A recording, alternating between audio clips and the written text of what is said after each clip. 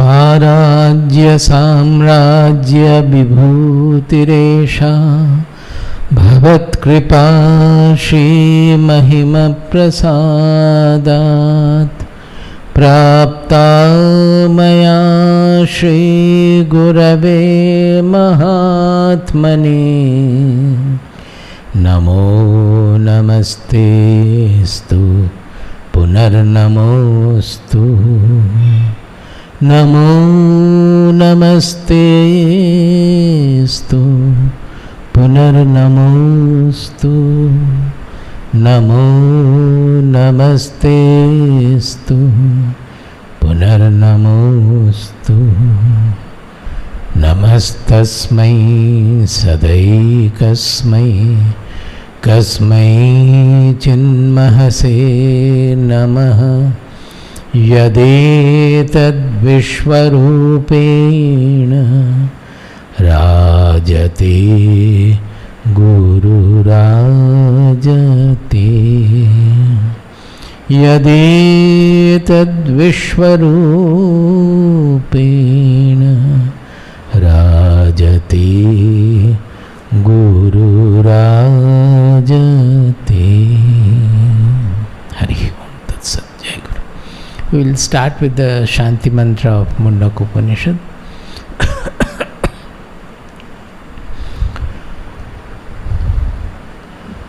Om Bhadram Karnebhih Shrunuyama Devaah.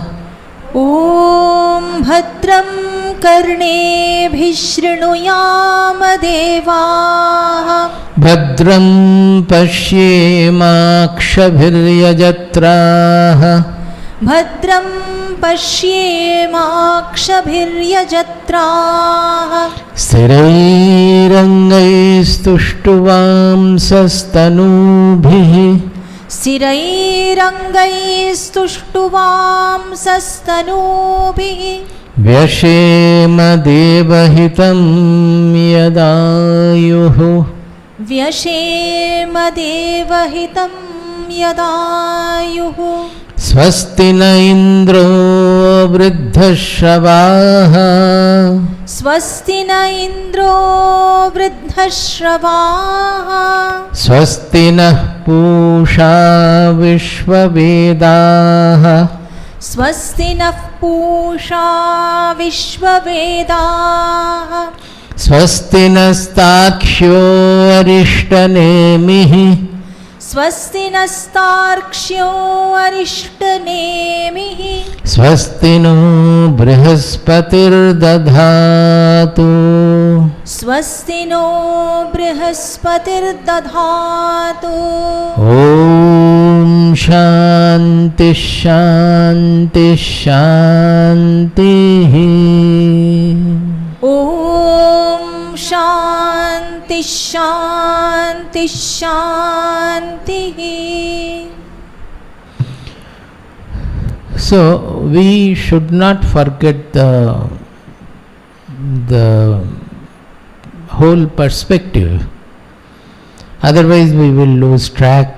We will not be able to apply the knowledge. When so much is spoken about yaga, jajna, achara, etc., worship, which maybe in the modern life many of us do not practice it. But the fundamental message, the qualities a person needs to be successful in his life, all are the same. So I am trying to bring in the fundamental message so that it becomes applicable to everybody. We need not keep it away thinking that all this, they are all ancient and not applicable to us. Well, yaga yajna we may not do, gods we may not have any idea or any faith, doesn't matter. The whole sadhana, spiritual sadhana, is to do with our mind and intelligence. And by having whatever concept of the world, whatever concept of the other world or other life or this life, the mind has to grow in its expansion truthfulness, transparence, and how it can be attained. That is what the Upanishads are discussing. Now, what did Shaunaka do? He came to Angiras after outliving the household desires. He came to the forest and asked Angiras, Kasminnu bhagavo vijñāte sarvamidam vijñātam bhavati iti. By knowing what, everything will become known. That means he had idea that the ultimate truth is something one, by knowing which everything will become known. That although we are surrounded by infinite variety, infinite variations and modifications and whatnot, all raga, dvesha and whatnot, but the truth is one, and if we know it, we can go beyond all our limitations, constrictions, selfishness, and all the troubles we are unnecessarily suffering from, creating stress and tension within our mind. All the stress is created by our smallness, by our selfishness, by our limited vision of life and the world. So he knew that such a knowledge is there, but he had not realized. That means he could not first hand realize that knowledge so that it becomes a living knowledge for him. And for that he knew that he has to come to a guru. This you will find everywhere. In Mundakopanishad it is very clearly stated, other places also, and in Kathopanishad we found that Uttishtata jagrata prapya varan nibodhata kshurasya dhara nishita duratyaya durgam pathastat kavayoh vadanti. It is all written in the text, written in the book, but don't assume that it is just if you read the Shastras you have done. It has to become your first hand realization, first hand experience, anubhuti. The knowledge must take you to your real identity, which is the infinite, universal, purest identity. If it doesn't take you there, then it is not a realized knowledge. So he wanted to have that experiential knowledge from the Guru, Angiras. Now, right after that, what happened? Angiras started his discourse with saying that there are two kinds of vidya, two kinds of knowledges, apara and para, inferior and supreme. You should remember it was there in first chapter, first section, fourth perhaps. He says that dve vidye dveditavye parachaiva paracha. Then what is this apara and para? He said tatra para, that means tatra apara, the inferior knowledge is rigvedo yajurvedaha samavedo atharvavedaha shiksha kalpo vyakaranam niruktam chando jyotishamiti. The four Vedas which contains these Upanishads also you should remember. The Upanishad itself is saying that only the theoretical knowledge of the Upanishad is apara, it is not para. And also the 6 Vedangas, the 6 limbs of knowledges which have to be studied to understand the Vedas properly. Shiksha, Kalpo, Vyakaranam, Niruktam, Chando, Jyotishamiti. I have explained all these things. I am just recapitulating to have a very wholesome idea about the presentation. Now then what is the para? He says, Tatra para. Then what is the supreme? Yaya tadaksharam adhigamyate. Yaya means yena vidyaya. That means by that vidya, by which aksharam, tat aksharam adhigamyate. Now there he said tat aksharam, that means that akshara. There is a difference created. It is the first beginning statement. He says tad aksharam adhigamyate. That means the reality is different from us. Tat means that. Tat tvamasi. You know the Mahavakya. Tat means whatever we are considering as that, the ultimate truth is somewhere different from me. He said, no, it is not different from you. It is Tvam Asi. You are that. So here he says, Tat. That means that. What is that? Yaya tat aksharam adhigamyate. Akshara means which is imperishable, unchanging. I told several times, many times, that there cannot be anything unchanging in this created universe. Creation means change. Any smallest particle also coming in the creation means it is a change. It has a birth, it has a death, and it has the ongoing changes. So anything that is imperishable or immortal, unchanging, means it is not in the objectude, the whole objective world, objective universe. Nowhere it will be found. The objective universe which contains our body, mind, personality also, that is product of nature. So the immortality or the imperishability will not be found in the body, mind, personality. It is only in the self, which is the revealer of this objective universe, and which cannot be segregated by body, mind, personality, that it is myself, it is yourself, it is other self. No, nothing like that. The self is only one. It saying only one also is wrong, because one means there is two, three, etc. It is transcendental, it is beyond one also. Now, this is the Paravidya by which this Aksharam Adhigamyate. So, Paravidya should be such that by which this imperishable, immortal transcendentality will be realized. Adhigamyate, which will be realized. Now, saying that, right in the beginning, they have introduced that what happens when this knowledge is had.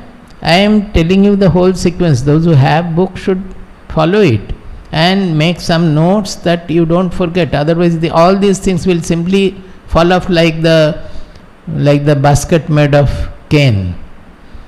Nothing will remain.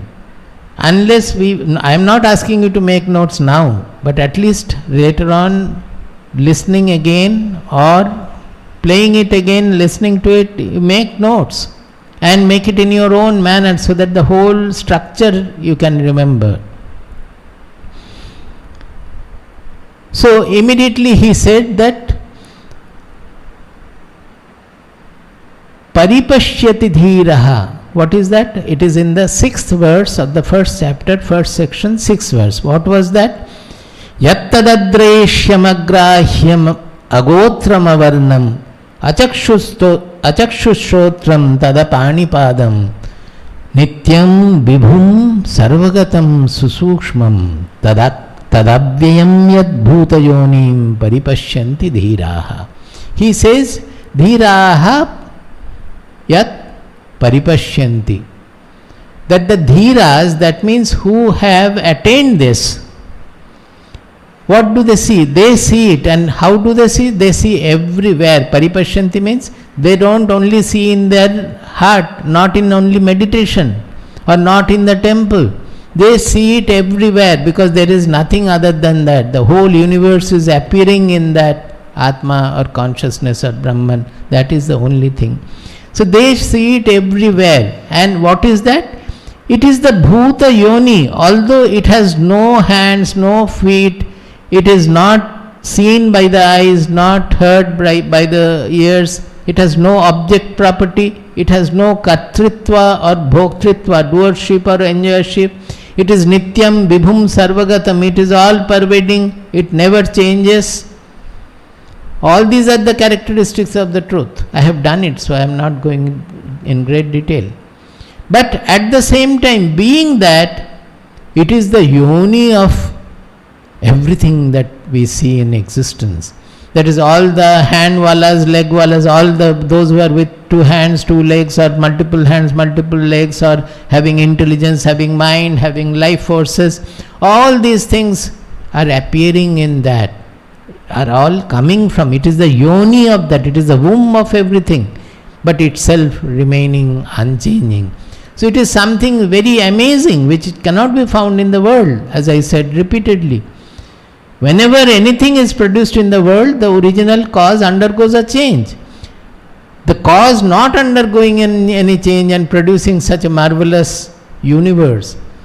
Is it not amazing?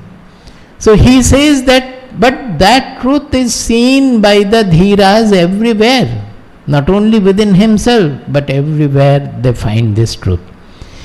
By saying that what is happening there, they give us the truth in the beginning, that it is a transcendental truth. It cannot be known by any of your sense organs. It cannot be grasped by any of your organ of activity. It cannot be even imagined by your intelligence by employing the usual concepts of science and everything which is depending on the objective truth. You have to go beyond. So be prepared to go beyond if you want to become a dhira. That was the lesson there. Now, saying that, they came down to some examples like the cobweb, the spider weaving the cobweb, as the grass coming, as the herbs coming on the earth, as the hairs coming on a living body. All those examples were given to give us the idea so that our mind and intelligence can outlive the constrictions and limitations created by our daily activities, which are all constrained in this gross world, which are all done with a small mind, limited mind, selfish mind, gross mind, because we have not fed the mind with the sattvika things. The mind is full of rajasika and tamasika things. It will not be able to even imagine or conceive of the subtle things. So it is a caution to the seekers that if you want to understand this, if you want to become a dhiraha, or at least a percentage of it, know that you have to outlive this grossness. You have to do the sadhana to make your mind and intelligence as subtle as possible, much beyond even the scientists, those who discover very subtle truths which are very difficult for most of the people to understand. It has to go beyond that. It has to go beyond all the limitations our mind has created.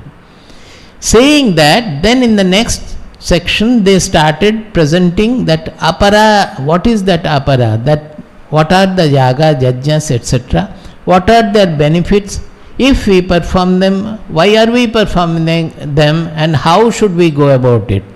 Saying that, after that they have discussed the limitations of the karma kanda, of getting stuck in the yaga, yajna, etc.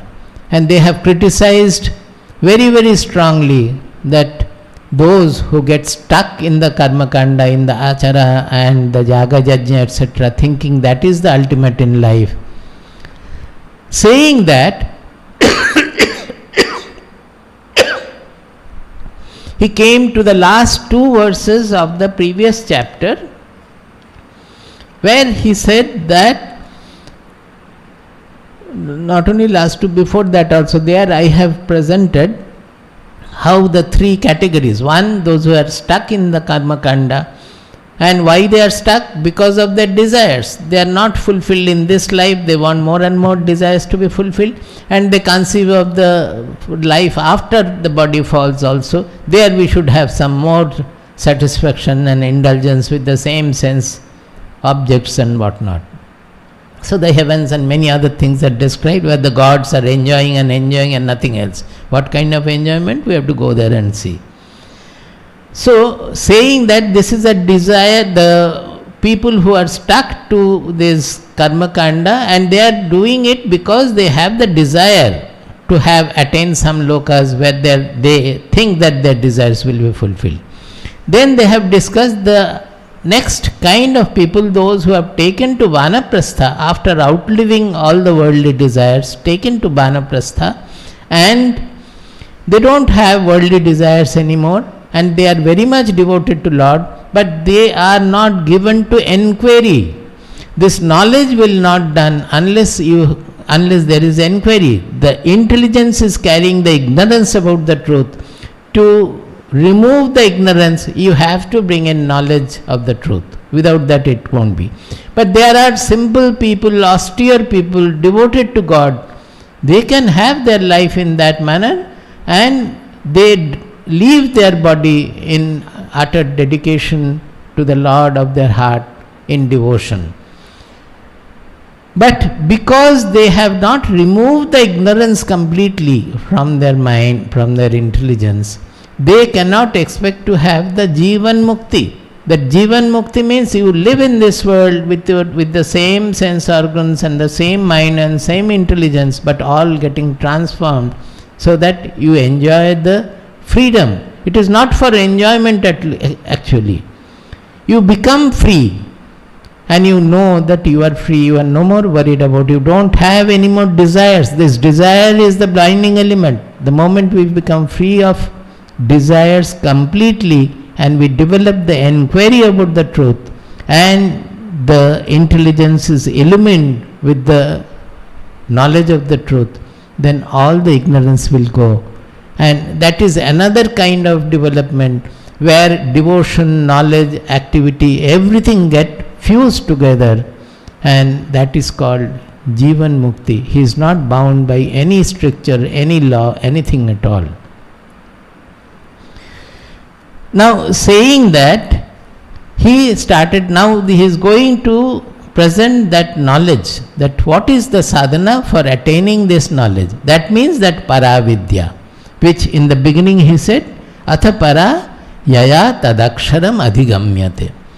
So he says that pariksha lokan karmachitan brahmano nirvedamayan nastya kritakritena tad vijnanatham sa gurum eva avigachet. To have this vijnana, that means jnana with anubhuti. Vijnana means vishesha rupena jnana, that means vishesha jnana, that means jnana which has been realized through the anubhava. That means everything that is written in the Shastras, he feels that yes, it is true, I would have also said the same thing.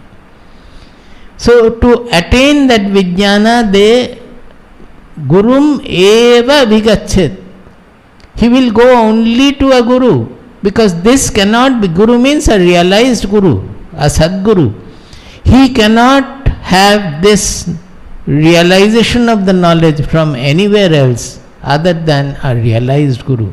So they have very emphatically said, Gurum eva abhigachet. They should, and how should they go? Samit panihi, with firewood in hand. That means with lot of humility. Without humility you cannot receive anything. And to what kind of a guru? Shrotriyam Brahmanishtam, who has realized the essence of the truth of the Shastras, and also who is completely dedicated to Brahman, because for him there is nothing other than Brahman in this world or anywhere. So this is the Shishya's case. I have read out in great detail from Viveka Chudamani further qualities of the Shishya, and the next verse where the Upanishad is saying, when such a Shishya approaches the Guru with in a proper manner, with proper enquiry, then what should the Guru do? That was our last shloka in the last chapter. Tasmai sa vidwan upasannaya samyak prashanta chittaya shamanvitaya yenaksharam purusham veda satyam provachatam tattvato brahma vidyam. What did he say? Saha vidwan guru, brahmajna guru. Saha vidwan samyak upasannaya prashanta chittaya shamanvitaya tasmai shishyave. Tasmai shishyave. That means a shishya or sadhaka who has come with a quietened mind and a desireless mind. Shama will not come when the desires, mostly the worldly desires, have gone. Samyak upasannaya, approaching the Guru properly as a seeker should approach a Guru, according to the Vedic prescriptions or according to real recipient also, a proper recipient, as he humbly he will approach the Guru. To such a Shishya, what he will do? Tam Brahma Vidyam Tattvataha provacha. That Brahma Vidya, he will give the essence of that Brahma Vidya. Tattvataha provacha. Prakrishta rupena uvacha. Prakrishta. That provacha. He will transfer, he will transmit the essence of the Brahma Vidya. He will tell the essence of the Brahma Vidya to such a Sishya. Tattvataha means the essence, the real underlying truth. It is not that he has to teach all the Upanishads, all the Vedas, anything like that. He need not take even one Upanishad also. He has to pass on, communicate the truth to the Shishya, to the seeker. What truth? What Brahma Vidya? Yena satyam aksharam purusham veda. Yena satyam aksharam purusham veda. By that, by the vidya, by which that akshara purusha, the unchanging truth, the unchanging consciousness, the unchanging Brahman or Atma can be known. So this is the Paravidya. Don't forget the first one. What did you say? Paravidya atha para yaya tadaksharam adhigamyate. By which the akshara is realized. So he says that the Guru will communicate the essence of the Brahma Vidya by which that Purusha, who is the ultimate truth, he can be realized. The Akshara Purusha, Satya Purusha, which is the truth, which is the unchanging truth, can be understood and realized. So with that we ended the last chapter.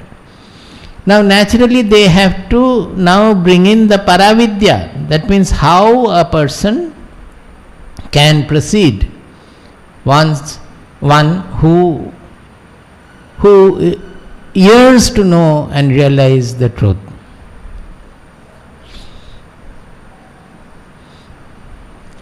This is 2.1.1, second section, first chapter, first verse.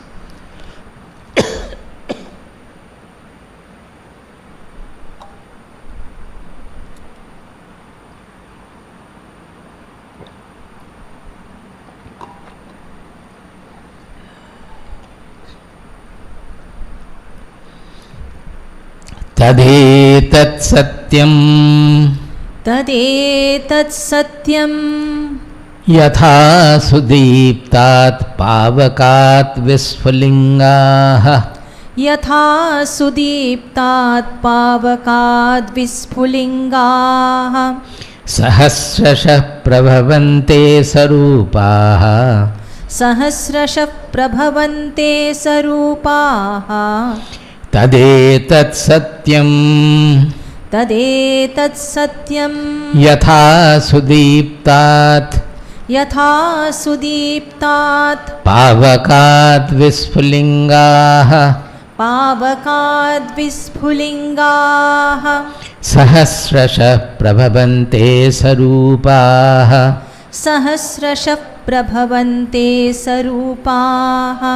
तथाक्षरात् विविधा सौम्य भावाः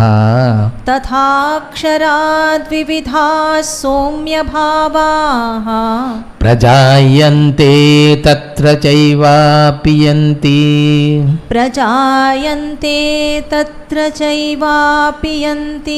Now see, I was telling that Yaya tad aksharam adhigamyate. They have used tat there. Yaya tat aksharam adhigamyate. That means the akshara truth is said as tat, that.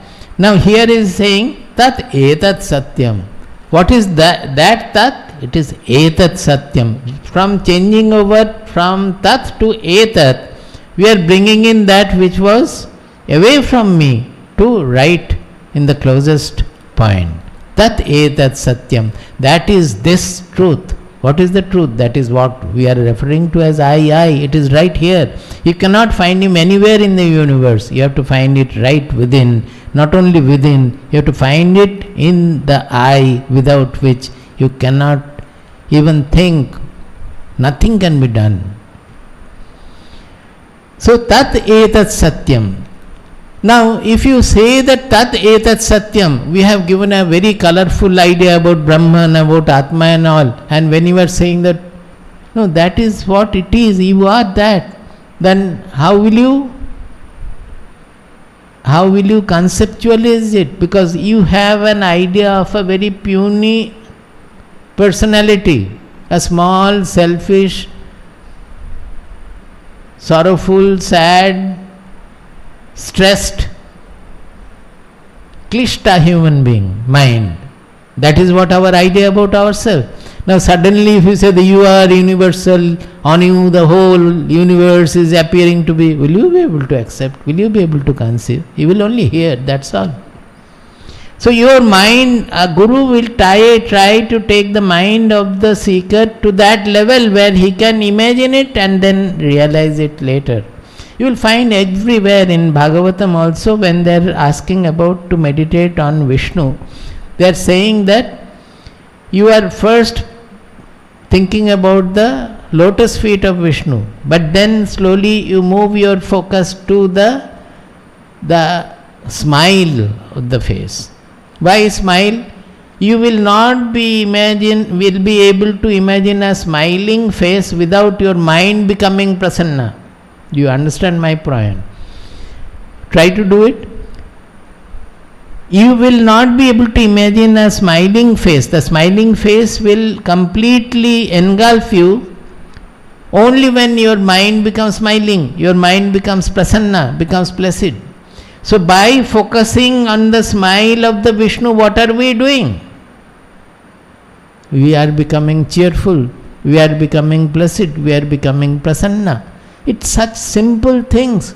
But people criticize this way, that way, Murti Puja, this, that, Hinduism this, Hinduism is that. Fools, they don't know. They have not done any of these practices. So after that, what are they saying? When you have completely got engrossed in the smile of the Vishnu, by that time you have become cheerful. So all your nonsense, rigidity, selfishness, constrictions, they have already fallen off. The mind has become cheerful. Such a cheerful mind can easily take to a spatial dimension, a sky-like dimension. If you try to have the sky-like dimension with your constricted mind, stressed mind, you will not be able to. So once your mind has completely focused on the smile of Vishnu, then you take your mind from there to the sky, is what Srimad Bhagavatam is saying. To the space, Vyomni, in the Vyoma, you focus on the Vyoma. What is there in the Vyoma? Nothing. It is nothingness, but there is an infinitude in that nothingness. Call it infinitude, call it zero, both are same. But we like to think infinitude because zero we mean is small. So for us infinitude is essential. Finally it's not. So the mind has to be taken to tat etat satyam. Saying that, what he is saying? He says that you are considering yourself to be segregated from the ultimate truth, from the Brahman, from the Atma, from the consciousness. It is segregated. It is not so. He says, yatha sudiptat pavakad visfulingaha sahasrashaha prabhavante sarupaha. This sarupaha is very important. So when a very well lit fire, from there you will find that sparks are going, thousands of sparks are coming out of the fire.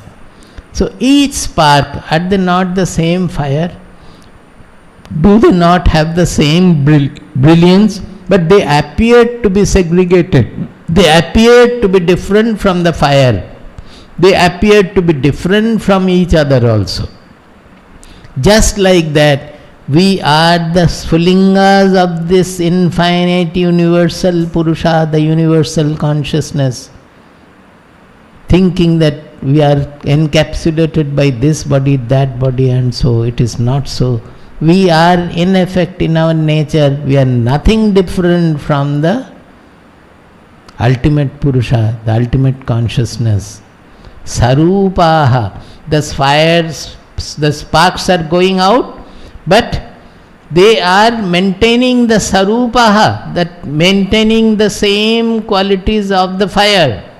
Like that, our inmost being, our own identity, which we are referring to as I, it never becomes sad, it never becomes sorrow, it never gets elated also.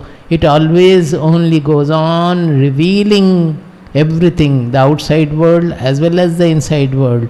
Its purpose only is to reveal and reveal. It is just like the Atma and the Brahman we are thinking of or wanting, yearning to realize, if at all we yearn. That's the caution.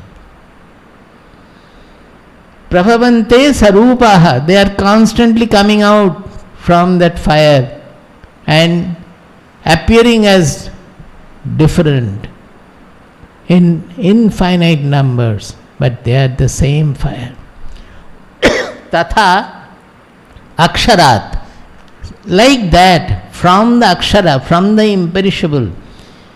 Hey Soumya, this Soumya is addressing the seeker as Soumya. That means he is already prashanta chittaya shamanvitaya. Such a Shishya can be addressed as Soumya. Hey Soumya, tatha aksharat vividhaha bhavaha prajayante. Tatha aksharat vividhaha bhavaha prajayante. Like that, from the imperishable truth, from the imperishable Purusha, as I said, the Purusha is Purnam Anena Sarvamiti, the consciousness, the universal consciousness. From him, all these many multifarious creations have come out. Whatever is existing, it has come out of it. So in the language there is a cause and effect coming up there, that as if the Purusha is causing the creation, and it is the Purusha is the cause and the creation is the effect. Later on they will correct it, saying that it is not like the Parinama Srishti, where the cause undergoes a change in producing an effect. In this case, the whole universe is born, but nothing happens to the Purusha. Purnat purnamudachyate, purnasya purnamadaya, purnameva eva avashishyate. The Purna doesn't get changed at all. When another Purna universe is coming out of it, Purna, nothing happens to it at all. So, that they will say later on. Soumya tatha aksharat vividhaha bhavaha prajayante. Not only that, tatra cha eva apiyanti. Tatra cha eva apiyanti. And there itself they are getting dissolved. That is, birth as well as destruction, both are from him and into him, into that ultimate Purusha, into that consciousness. So that is what they are saying. But how does it apply to us? For that they will further go ahead, that how the mind has to be freed from all its shackles, from all its limitations, from all its constrictions. You have to read with lot of focus, lot of, I won't say concentration, but lot of love, fondness, and unification, association with the unified association with what we are reading, until we go on hammering that what do they mean, what do they mean, what is it, when will it become my own. We have to hammer, then only it will take its full blossoming form in our mind, and the meaning will simply rise up in our mind. The truth, when we read or when we think, it doesn't get realized immediately. It may take some time to get fully grasped, but that grasping also is not really the ultimate. The truth should blossom and fructify out of the mind, as if the mind is a flower which is blossoming out with the truth. It should happen like that. then there won't be any further doubt at all. So in the next verse, he is again trying to describe this transcendental, undescribable truth. Trying to describe the undescribable truth. How will he describe? By negating. Whatever constrictions we have, for us everything has got a form. Everything is murta. Even in thinking of a space, you think yourself, you will think some sort of a sphere. Is it not? The universe, the space, we cannot think of the space really. The space is infinite. It doesn't have any limitation. We cannot think of that. In thinking about the space also, about sky we will think a globe. About space also we will think it is a sphere. Because we cannot think without the form.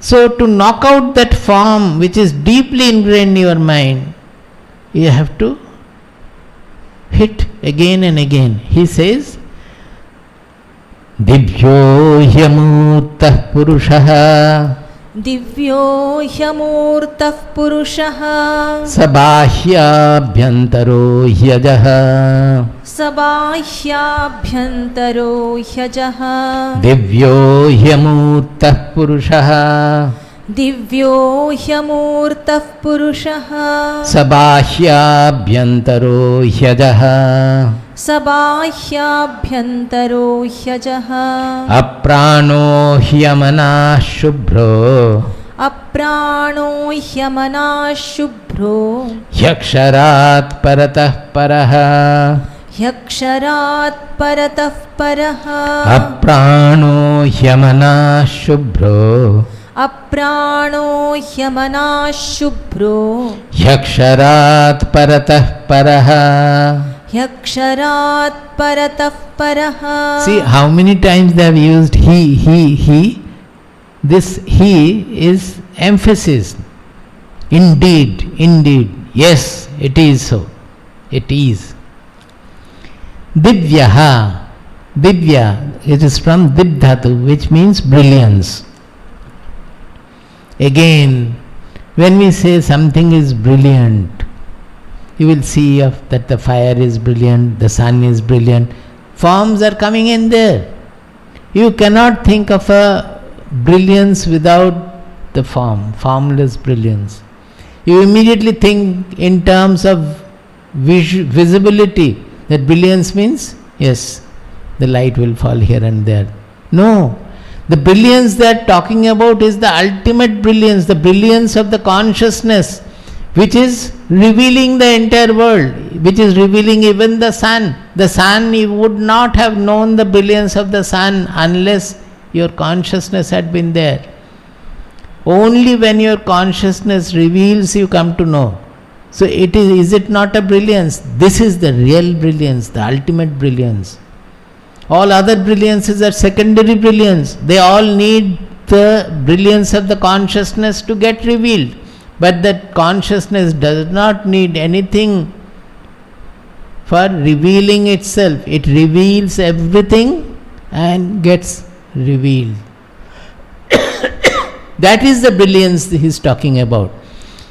This is a positive statement. He says, Divyaha, that the ultimate Purusha, which he said, Tat etat. Don't think the ultimate Purusha is in the yonder sky, a brilliant Purusha is standing there. No, it's not like that. It is all pervading consciousness, all pervading revealer, where everything is appearing to be. So it is the sphurana, the sprouting of the understanding, the knowledge, that is the brilliance. Revealing, the revealer of everything. So that is the characteristic of this Purusha, the Atma, the consciousness, Brahman. He amurtaha. It does not have any form at all, no murti at all. So never try to see the God or see the ultimate truth. Or even in meditation, don't try to visualize or see, then you will be misled. If you try to visualize, you will see in that form. You will not know what it is in reality. Purushaha. He is the Purushaha. Purnam anena sarvamiti Purushaha. That means by which everything is filled. That is, you cannot miss him anywhere. You can miss everything else of the world. Suppose I go away from this room, I will miss the microphone. And the people also. You will miss everything, but you cannot miss that Purushaha, that I, because for missing also something, that I has to miss, so that I is already there. In sleep, when everything is missing, nothing is there in deep sleep, that I is still there to know that there is nothingness. There is no signal. That no signal state is revealed by that I, the consciousness. So you cannot say that the I is not there. I is still there. That is why you are knowing that you are not knowing anything. Sa bhahyabhyantaraha. He is outside as well as inside. We may get deluded by discovering something in meditation and always start feeling that, oh, he is only inside. No. You may experience going within, because outside you will be lost in the world. So you are withdrawing your mind from the world and focusing within to find out where from that I-ness is coming. That amness is coming from where? Is it from the mind? Is it from the intelligence? No. You are seeing your mind, the thoughts, you are knowing your intelligence. So it is not the I.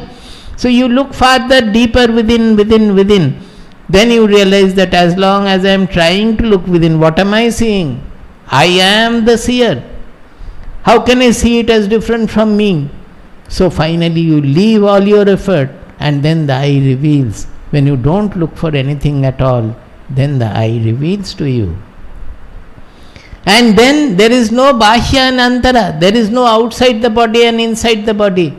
There is no universe. The whole universe appears in that consciousness only. Then only your body appears, and there is inside, outside, everything. The whole thing is appearing in that I. So, saha bhahyabhyantara. He is outside as well as inside.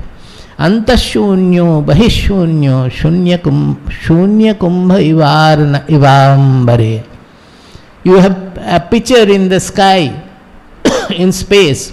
Outside is vacuum, inside is vacuum. It is like that picture, empty picture in the sky. Outside is emptiness, inside is emptiness. But when you are thinking of a picture, again a form is coming in. Can you think that the picture is also made of that consciousness only? So there is no inside, outside, consciousness and consciousness alone. Antah purno bahih purnaha. Purna kumbha ivarnave. When you dip the pitcher in the sea or in the water, inside is water, outside is water. But then again the pitcher is keeping a marking boundary. That pitcher also think of water only. Then it will be. He ajaha. He is unborn. What is the meaning of unborn? Anything that is born is causal. It has born from somewhere. It is time limited. It is born means it was not there earlier. Now it is there. That means it is within time. But this truth is beyond time, transcending time. Time is within the duality, within the dual universe, cause and effect. The cause is the prior, is preceding in time. The effect is following in time. Time, causality, everything is possible within the dual ken, within the ken of duality.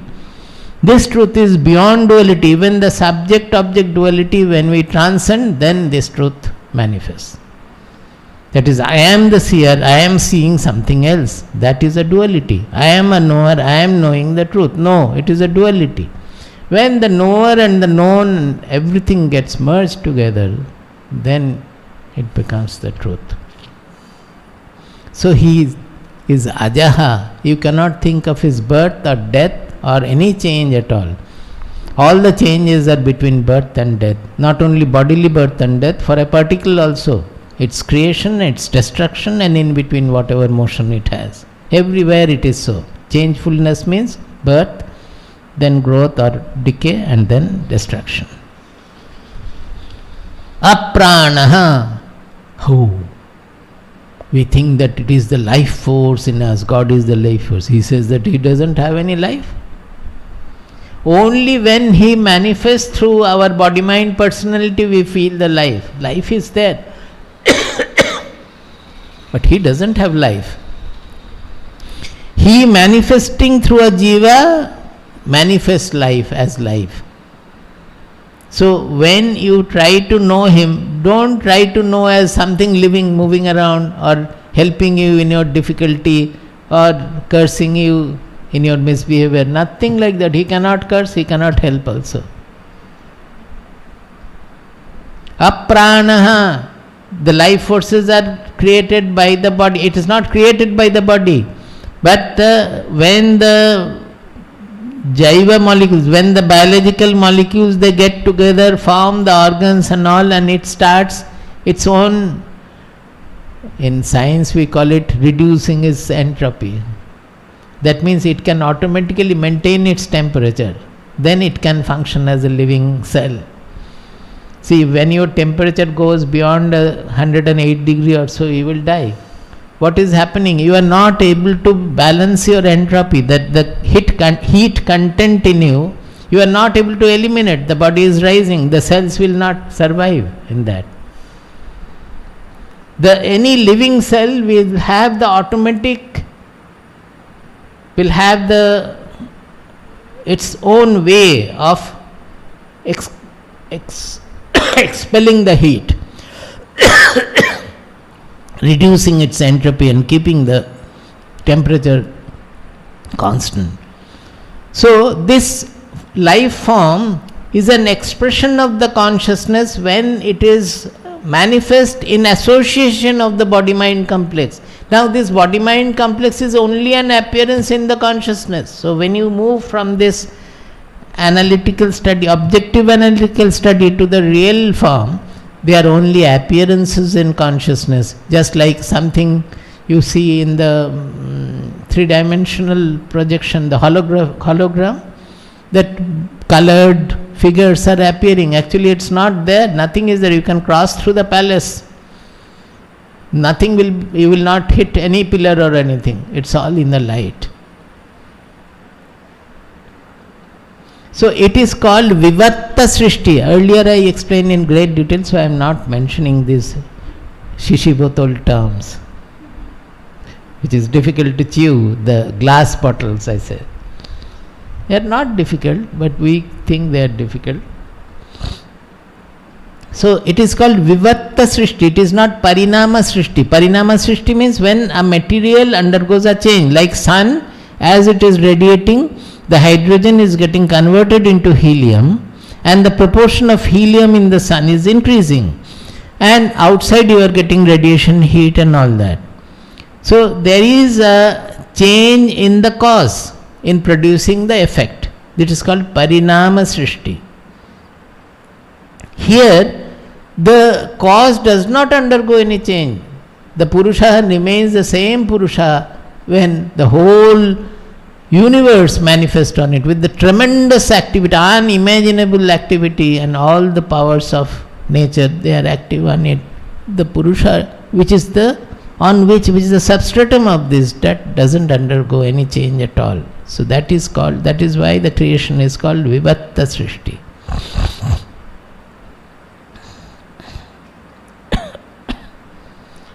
Apranaha, he amanaha. He doesn't have mind also. Will you lose your faith in God then? That fellow doesn't have any mind. Then what is the point in having all these prayers? I have been praying and praying, hame ye de do, wo de do, give me this, give me that, and make this, make that. I am not telling the actual thoughts. You may not like it, but it is something like that. And he doesn't have any mind, so has he not been listening to anything? Yes, he doesn't have any mind is what the Upanishad is saying, what the knowers are saying. Then what works in the prayer? Should we stop praying? No, you go on praying, because it will mold your mind in a certain manner. And if your prayer is from your inmost core of your heart, if you have intensity of the prayer, if you have full dedication to what you are praying, then that prayer itself will transform your mind and make it happen whatever you are wanting to. That will bring it. Nothing, God has nothing to do, but God has everything to do because the mind is appearing in that God, in that consciousness or Atma or Brahman. But without doing anything, He is manifesting this universe. Shubhro. Shubhra we generally use for white, but actually it means white you can say, but it means pure, Shuddha. Shubhra means there is no color difference, no bheda. You can say abheda is Shubhra. Color means that distinguishes one object from the other. Shubhra means there is no such part or anything where it is bhedahina. There cannot be any bheda. Now when bheda means differential differences. That means to realize this truth as I am, we have to get beyond the bheda buddhi. Always you should be able to relate like this, then only it will become a sadhana. As long as we have so much of strong bheda buddhi that I don't like A, I like only B, I don't want to see the face of A, the moment he comes I get angry, I get agitated. Seeing her face I get agitated. These are all bheda buddhi. So as long as you have the bheda buddhi, how can you realize who is abheda? So he is Shubhraha, without any bheda. He aksharat, he again he. Aksharat paratah paraha. See, a special usage. Aksharat paratah paraha. This paratah and aksharat both are panchami vibhakti. That means paratah aksharat. That means akshara which is para. Paratah aksharat paraha. Are you able to understand? The akshara which is para compared to something else, it is surpassing that also. That is, it is the supreme. Paratah aksharat paraha. Why akshara is para? Because akshara is para than the kshara. Kshara means all the changeful things, the whole universe, changeful universe,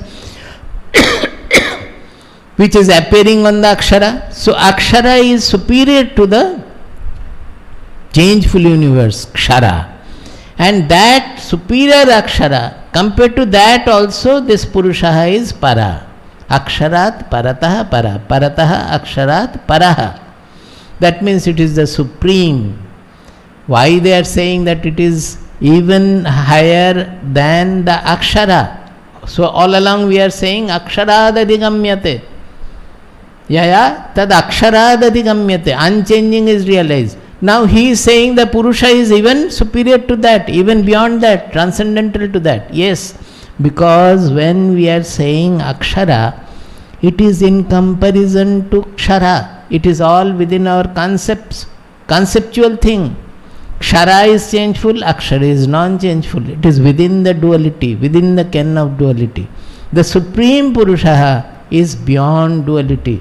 We cannot describe it because of that. It is transcending both kshara and akshara. See how beautifully they have expressed aksharat paratah paraha. Should you not read all these things with great fondness and detail? Divyo hyamurtah purushaha. Divyo hyamurtah purushaha. Sabahyabhyantaro hyajaha. Sabahyabhyantaro hyajaha. Aprano hyamana shubhro. Aprano hyamana shubhro. Yaksharat paratah paraha. Yaksharat paratah paraha. Now, saying all that it doesn't have prana, it doesn't have mind, it doesn't have life forces, it doesn't have birth, death, it doesn't have any form, all these things he has said. Saying He has to give the counter. Oh, don't think that it is formless, it is lifeless, it is mindless. You cannot say that also. Why? Because everything is born out of it. Etasmat jayate pranaha. Etasmat jayate pranaha. We can say prano also, because I am cutting, I said pranaha. Etasmat jayate prano. Etasmat jayate prano. Manas sarvendriyani cha. Manas sarvendriyani cha. Kham vayurjyotirapaha. Kham vayurjyotirapaha. Kham vayurjyotirapaha. Kham vayurjyotirapaha. Prithvi vishvasya dharini. Prithvi vishvasya dharini. See, although it doesn't have all these things, etasmat jayate pranaha. From this Purusha is born the life, pranaha, manaha, mind, sarvendriyani cha, all the sense organs with which we are observing the universe. Not only the indriyas, for everything, the objective field also. So the first line is about the subject, about the individual field, and the second line is about the universal field. That is the objective field. What is that? Kham. Kham means the space, akasha, space. Vayuhu, air. Jyotihi, the brilliance or Agni. That is all the 5 elements they are saying. The space, the air, the brilliance, Agni. Apaha means water. And Prithvi. Prithvi means the earth. Kshiti, up, Tejaha, Marut, Vyomaha. All the external 5 elements. And what is this Prithvi? Vishvasya dharini. Prithvi, which is holding everything else. Which dharana, dharini means which hosts, which holds everything else. Such Prithvi. Everything is born of it. The individual element like pranaha, manaha, sarvendriyani, all the sense organs, the life forces and mind. These are referring to our person, individual. And universal is the 5 elements, kam vayur jyotirapaha, Prithvi, vishvasya dharini. The whole objectude as well as the subjectude is born of this.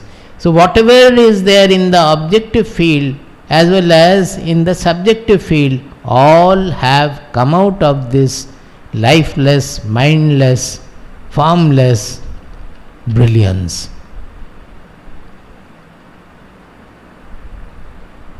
I think I will stop here today. Thereafter, they will try to give you an imagination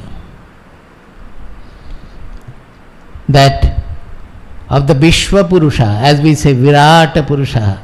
Why? Because our mind will not expand. So by doing upasana means all these concepts, if we completely atmasad, that means completely absorbed and get dissolved in that, these are a very good worship, as we said that worship with Om and all, these are also worship, where the mind will become universal. It will cross its all limitations, it will outlive its all limitations and all. So it is giving the description of a Virata Purusha. Now if you focus on that, if you concentrate on the Virata Purusha, then you will become the Virata Purusha. That is the science in it. Then that they will talk about the Panchagni Vidya. That means how from the Purusha, by repeated jajna of various kinds of Agni. What is that? One Agni is the world of light, of which the Samid is the Surya, sun. Samid means which is the fuel. That is from the sun all the radiations are coming all over, everywhere. The sun is the fuel there, is the firewood there, Samid there. Now, this Dyuloka, which is called the Dyuloka, the world of light, that is actually representing Agni. That is one Agni. Now, with that light, the light falling on the water, the vapor goes up and creates cloud. Is it not? The light, the heat falling on the water evaporates and they finally form into cloud.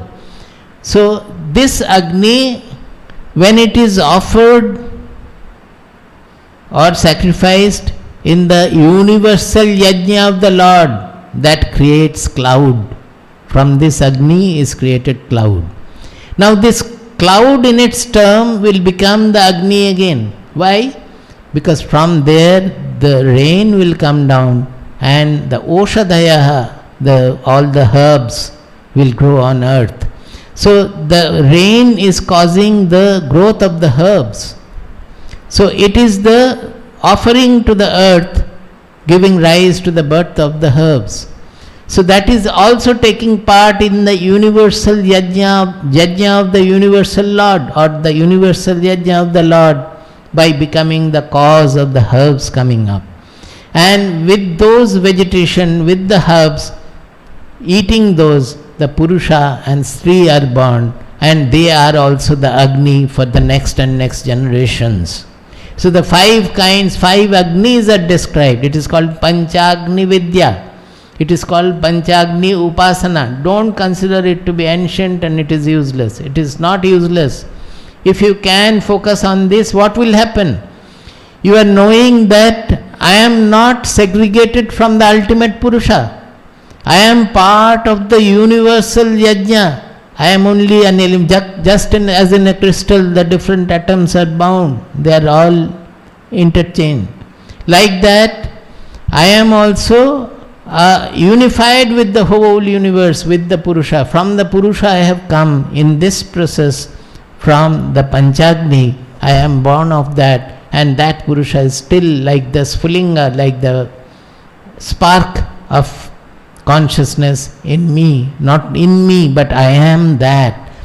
So the moment we get isolated from this Supreme Purusha, we become small, we become polluted, we become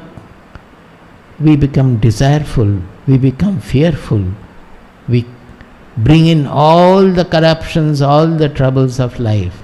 The moment we get identified with the universal Purusha, we don't have any trouble, any klesha at all.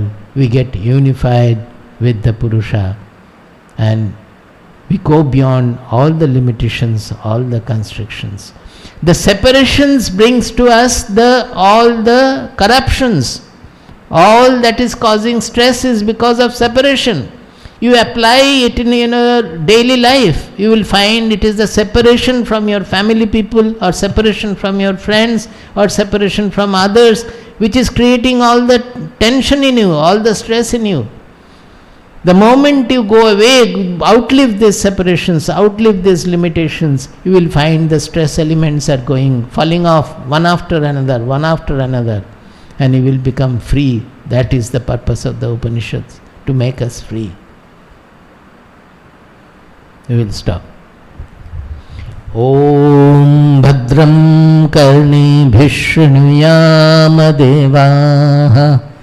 Om Bhadram Karnebhih Shrunuyama Devaah. Bhadram Pashyemakshabhiryajatraah. Bhadram Pashyemakshabhiryajatraah. Sthirairangaistuštuvamsastanubhih. Sthirairangaistuštuvamsastanubhih. Vyashema devahitam yadayuh. Vyashema devahitam yadayuh. Swasti na indro vruddhashravah.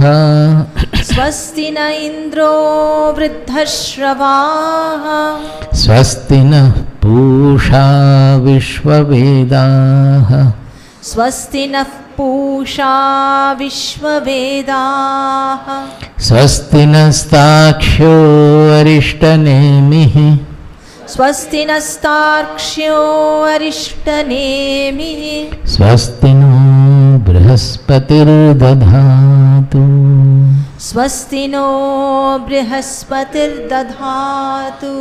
ॐ शान्ति शान्ति शान्तिः ॐ शान्ति शान्ति शान्तिः ॐ शान्ति शान्ति शान्तिः ॐ शान्ति शान्ति शान्तिः